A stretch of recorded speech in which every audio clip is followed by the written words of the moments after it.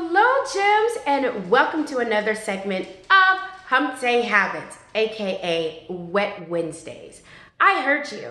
I know what you like, want, and need.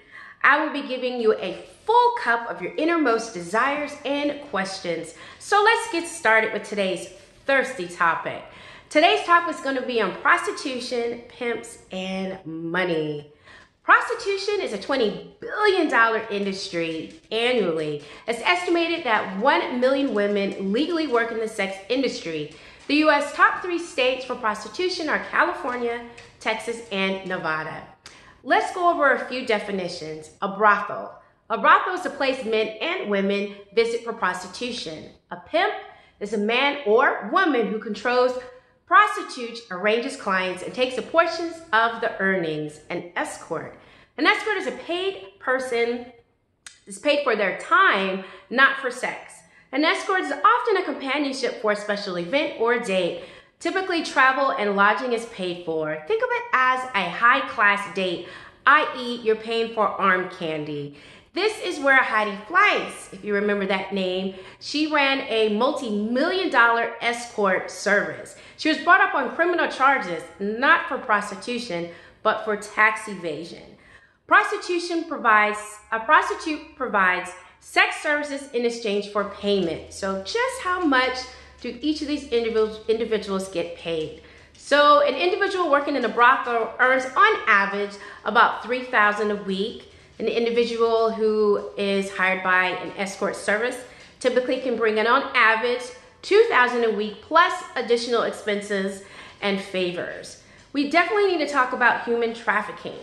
The top 3 states for human trafficking are California, New York, and Texas. Human trafficking is the action or practice of illegally transporting people from one country or an area to another location, typically for the purpose of forced labor or sexual exploitation. So the Stockholm Syndrome takes into account for this. We often think, well, why don't they leave? Why don't they get away? So the Stockholm Syndrome states it's the condition where a hostage emotionally bonds with their captor, even when there are multiple opportunities for escape. Prostitution becomes illegal when a man or woman is being sold for sex against their will.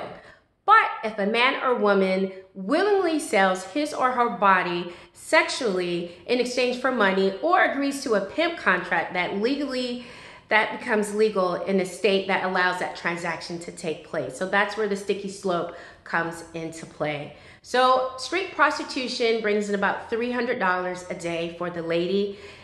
If you have a pimp, the pimp typically takes 50% of everything she or he earns. And how much does a pimp make? A pimp can easily make $5,000 to $30,000 on up each week with 5 or 6 prostitutes working for them.